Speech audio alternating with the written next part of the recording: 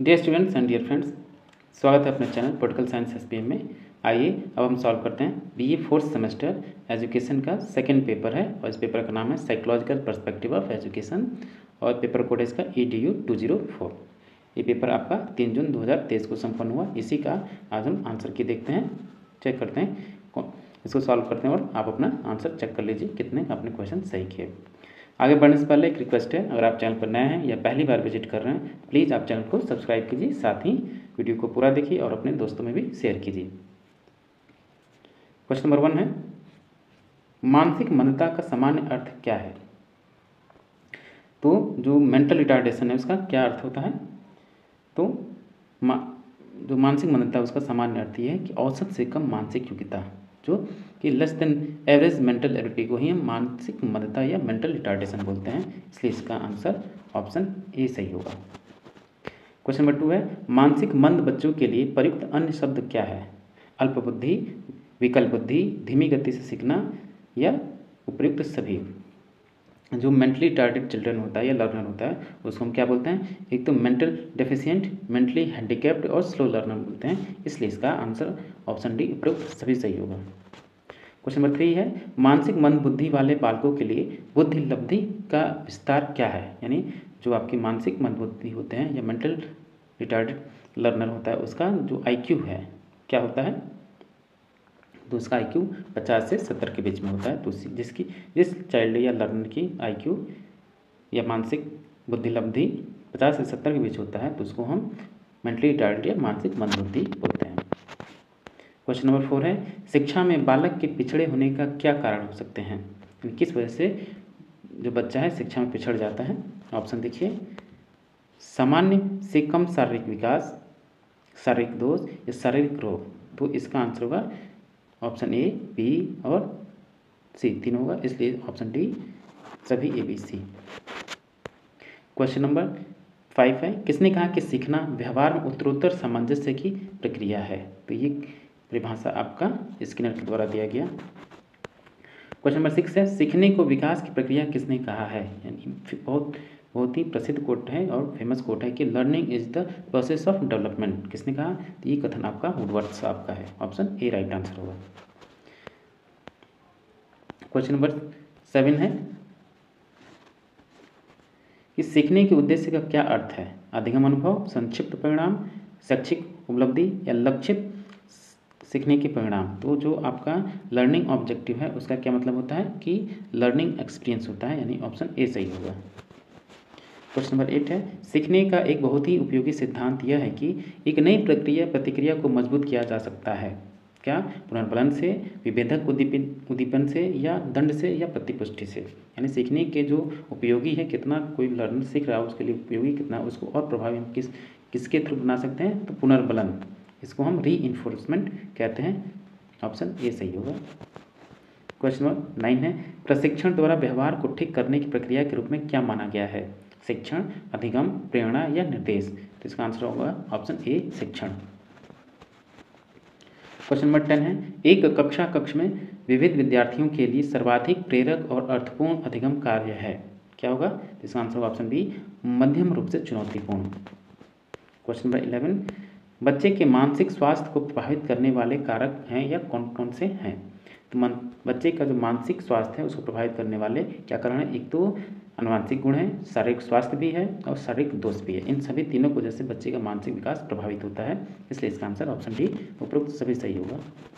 Question number 12 है, यदि एक शिक्षक को कक्षा में एक समस्याग्रस्त बच्चा मिलता है तो उसे क्या करना चाहिए?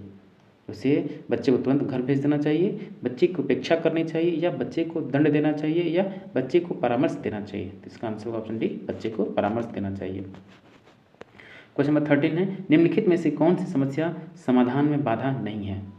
चिंता, नकारात्मक मानसिक स्थिति, अंतर्दृष्टि या निराशा। तो इसका आंसर होगा ऑप्शन सी अंतर्दृष्टि। क्वेश्चन नंबर 14 है, निम्न में से कौन ज्ञानात्मक पक्ष से संबंधित नहीं है? ज्ञान, क्रिया, मूल्य या बोध। तो आपका जो कॉग्निटिव डोमेन है उससे आपका वेलबींग संबंधित नहीं है, बाकी तीनों संबंधित हैं। क्वेश्चन नंबर 15 है, सांस्कृतिक अनुबंधन संबंधित है, यानी जो क्लासिकल कंडीशनिंग है किससे संबंधित है? पावलोव से। इसका आंसर होगा option A Pavlov. Next question है क्वेश्चन नंबर 16, अवलोकनात्मक अधिगम को यह भी कहते हैं क्या, जो आपका ऑब्जर्वेशनल लर्निंग इसको क्या और क्या बोलते हैं, तो इसको हम बोलते हैं प्रतिरूपण, मॉडलिंग बोलते हैं इसको, अवलोकनात्मक अधिगम को। क्वेश्चन नंबर 17 है, मुख्य रूप से कक्षा में अनुशासन बढ़ाना चाहिए क्योंकि महत्वपूर्ण वातावरण में सीखने के लिए, विद्यार्थियों के अच्छे व्यवहार के लिए, या विद्यार्थियों में स्व अनुशासन के लिए, या कक्षा में शांति एवं स्थापना के लिए। तो मुख्य रूप से कक्षा में अनुशासन इसलिए बढ़ाना चाहिए ताकि विद्यार्थी में स्व अनुशासन को प्रेरित किया जा सके। सेल्फ डिसिप्लिन के लिए कक्षा में अनुशासन आवश्यक होता है। क्वेश्चन नंबर 18 है, एक शिक्षक के लिए सबसे महत्वपूर्ण क्या है, कक्षा में अनुशासन बनाए रखना, कक्षा में नियमित रहना, छात्रों की कठिनाइयों को दूर करना, या एक अच्छा वक्ता होना। तो एक शिक्षक के लिए सबसे महत्वपूर्ण क्या है, तो उसके लिए सबसे महत्वपूर्ण यही है कि छात्रों की कठिनाइयों को दूर कर सके। ऑप्शन सी राइट आंसर होगा। क्वेश्चन नंबर 19 है, दिन में से कौन शिक्षक की पारंपरिक भूमिका नहीं है, ज्ञान का प्रसार, डिजिटल संसाधन का निर्माण, शोध एवं प्रकाशन। तो ये आपकी तीनों ही विशेषताएं शिक्षक की पारंपरिक भूमिका के तौर पर नहीं आती हैं, इसलिए ऑप्शन डी आंसर सही होगा। क्वेश्चन नंबर 20 है, मानसिक स्वस्थ व्यक्ति की विशेषता है, सहनशीलता, आत्मविश्वास, जीवन दर्शन, या संवेगात्मक परिपक्वता, या केवल ए। ऑप्शन देखिए इसमें भी दिया है। तो जो मानसिक रूप से स्वस्थ व्यक्ति होता है उसकी जो विशेषताएं होती हैं कि वो सहनशील होता है, आत्मविश्वास रहता है, और जीवन दर्शन भी सही रहता है उसका, और संवेगात्मक परिपक्वता भी होता है। तो आप अपने को देख सकते हैं कि अगर आप मेंटली हेल्दी पर्सन अपने आप को समझते हैं तो ये चारों विशेषताएं आप में होनी चाहिए, इसलिए इसका आंसर ऑप्शन डी सही है। क्वेश्चन नंबर 21 है, मानसिक स्वास्थ्य का क्या अर्थ है, क्या अर्थ है कि वास्तविकता के धरातल पर वातावरण से पर्याप्त सामंजस्य करने की योग्यता किसका कथन है। तो मानसिक स्वास्थ्य का अर्थ है कि वास्तविकता के धरातल पर वातावरण से पर्याप्त सामंजस्य करने की योग्यता है, ये कथन आपका लडल के द्वारा कहा गया। ऑप्शन बी सही होगा। क्वेश्चन नंबर 22 है, मैकडूगल के अनुसार कल्पना के मुख्य वर्गीकरण क्या है। देखिए ऑप्शन, उत्पादक एवं उत्पादक, विचारात्मक एवं क्रियात्मक, कलात्मक एवं मन तरंग, या उपयुक्त में से कोई नहीं। तो इसका आंसर होगा ऑप्शन क्वेश्चन नंबर 20 का ऑप्शन ए, पुनरुत्पादक एवं उत्पादक, reproduction and production. Question number 23 है, शिक्षा में विस्मृति का क्या महत्व है, यानी फॉरगेटिंग का एजुकेशन में क्या महत्व है। तो इसका मतलब ये कम महत्वपूर्ण तथ्य भूलने में छात्र की मदद करना, दुखद अनुभवों को भूलने में छात्र की मदद करना, या छात्र को भाषा अधिगम में मदद करना। इसका आंसर ऑप्शन डी उपयुक्त सभी सही होगा। क्वेश्चन नंबर 24 है, सीखी हुई बात को स्मरण रखने या पुनः स्मरण करने की असफलता कहलाती है, यानी जब कोई बात आप भूल जाते हैं, जो सीखी हुई बात भूल जाते हैं तो उसको क्या कहते हैं, विस्मृति यानी फॉरगेटिंग बोलते हैं। ऑप्शन बी सही होगा, विस्मृति। क्वेश्चन नंबर 25 है, प्रत्यय निर्माण के मुख्य स्तर क्या है, निरीक्षण, तुलना, पृथक्करण, सामान्यीकरण, या परिभाषा निर्माण। ऑप्शन देखिए इसमें, इसका आंसर होगा प्रत्यय निर्माण में मुख्य स्तर क्या है, तो इसका आंसर होगा ए बी सी डी तीनों, यानी स्टेप्स ऑफ कंसेप्ट फॉर्मेशन में क्या स्टेप्स हैं, तो आपका निरीक्षण है, तुलना है, पृथक्करण है, या सामान्यीकरण है। तो इसका आंसर होगा option C, A B C और डी, यानी चारों सही होंगे, ए सही नहीं होगा। क्वेश्चन नंबर 26 है, किसी दूसरी वस्तु के बजाय एक ही वस्तु पर चेतना या केंद्रीकरण क्या है, अवधान, थकान, प्रेरणा, या अल्ट्रेशन, ये आवश्यकता। किसी दूसरी वस्तु के बजाय एक ही वस्तु पर चेतना या केंद्रीकरण, उसको हम अल्ट्रेशन बोलते हैं, अवधान बोलते हैं। ऑप्शन ए सही होगा। क्वेश्चन नंबर 27 है, निम्नलिखित में से कौन थकान का प्रकार है, शारीरिक थकान, मानसिक थकान। तो थकान आपका दोनों प्रकार का होता है, शारीरिक और मानसिक दोनों, तो इसलिए आंसर ऑप्शन सी, ए एवं बी दोनों होगा। क्वेश्चन नंबर 28, निम्नलिखित में से कौन यांत्रिक आदत के अंतर्गत आते हैं। तो यांत्रिक अंडर मैकेनिकल हैबिट के अंदर आपका क्या आता है, नाखून चबाना। क्वेश्चन नंबर 29 है, मैस्लो के द्वारा कितने प्रकार के प्रेरकों की बात की गई है। तो जो आपका मैस्लो है वो 5 प्रकार के प्रेरक की या मोटिवेशन की बात करता है, मोटिव्स की बात करता है। ऑप्शन बी सही होगा। क्वेश्चन नंबर 30 है, सकारात्मक प्रेरणा का दूसरा नाम क्या है? स्वप्रेरणा, आंतरिक प्रेरणा, बाह्य प्रेरणा या तटस्थ प्रेरणा? तो इसका आंसर होगा ऑप्शन बी, आंतरिक प्रेरणा यानी इंट्रिंसिक मोटिवेशन। क्वेश्चन नंबर 31 है, प्रेरणा का स्रोत क्या है? तो प्रेरणा का स्रोत आपका आवश्यकताएं एवं चालक हैं, उद्दीपक प्रेरक है, आवश्यकताएं एवं प्रेरक या उपयुक्त सभी। तो प्रेरणा का स्रोत आपका उपयुक्त सभी सही होंगे, ऑप्शन डी सही होगा। क्वेश्चन नंबर 32 है, दृश्य संज्ञान स्मृति क्या है? विजुअल कॉग्निशन मेमोरी को क्या बोलते हैं हम? तो विजुअल कॉग्निटिव मेमोरी को हम बोलते हैं सुनने एवं ध्वनि पहचानने की क्षमता, ऑप्शन ए सही होगा।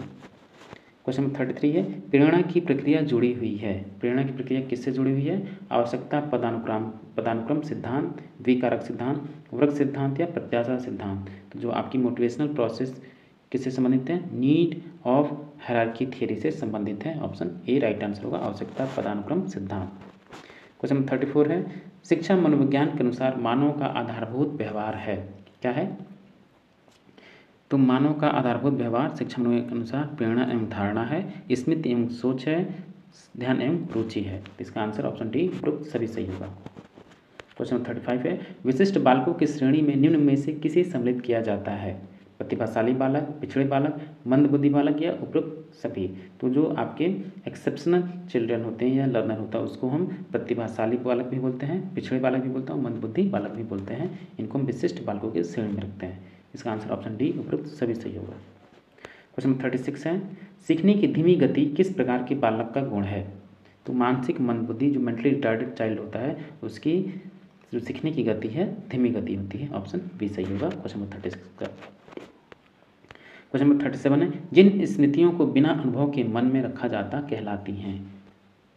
तो जिन स्मृतियों को बिना अनुभव के मन में रखा जाता है उनको हम स्थायी स्मृति या परमानेंट मेमोरी के नाम से जानते हैं।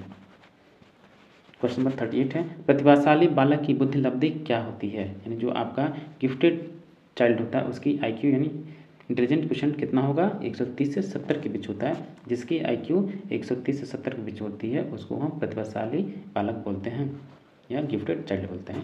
तो आंसर इसका ऑप्शन सी सही होगा। क्वेश्चन नंबर 39 है, शिक्षकों के मानसिक स्वास्थ्य में बाधा डालने वाले कारक कौन से हैं?